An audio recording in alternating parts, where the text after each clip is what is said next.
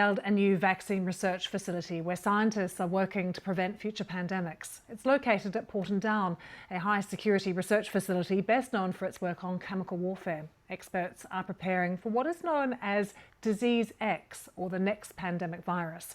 Our health correspondent Dominic Hughes was given rare access to the facility. The delicate task of protecting the nation's health. This is one of the laboratories at Portondown where scientists are analysing current threats, new variants of COVID, for example, and trying to identify new ones. Inside these purpose-built labs, more than 200 scientists working for the UK Health Security Agency are helping to develop and test vaccines against a range of diseases. It's vital work to keep us all safe. We've got, in many respects, the toughest job in the world, which is to protect health against infectious diseases and environmental hazards. And it is tough because we know that the risks of new and emerging infections, including those of pandemic potential, is increasing. For decades, scientists at Portondown have been involved in medical research, as well as the work on chemical and biological warfare, for which the centre is perhaps better known. During the pandemic, laboratories like this one played an absolutely vital role in assessing how effective the vaccines were in combating the coronavirus, and that work continues today.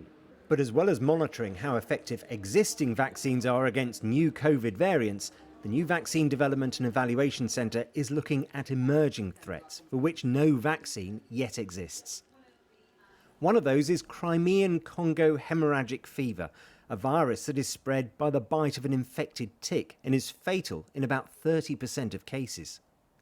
A serious outbreak occurred in Afghanistan in 2017, but the disease is widespread across Africa, Asia, the Middle East and the Balkans. Changes to climate and the way we live mean viruses like this one could find a way to the UK. But equally, the next pandemic could be caused by a virus that has yet to be identified, what experts call Disease X. Dangers known and unknown. These scientists will be working to make sure we're prepared for both. Dominic Hughes, BBC News, Portondown.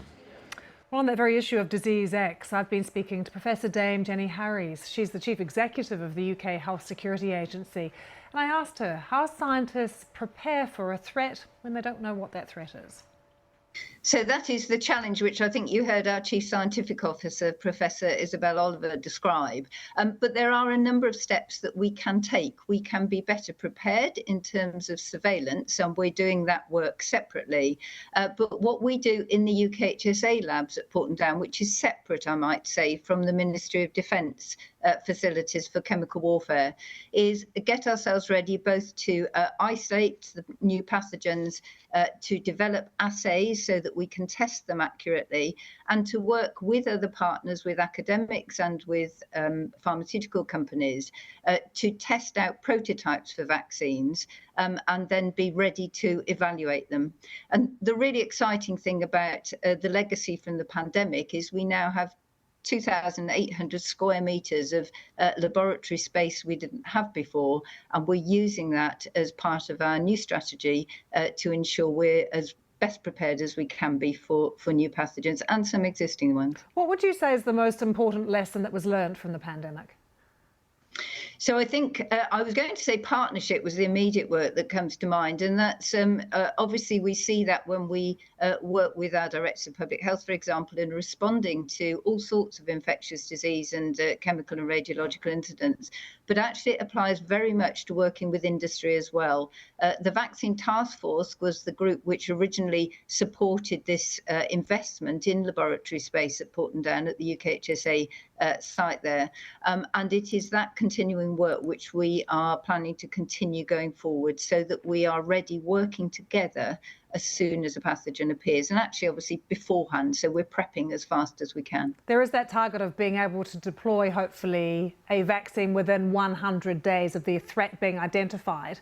How close are you to that particular target, to making that realistic?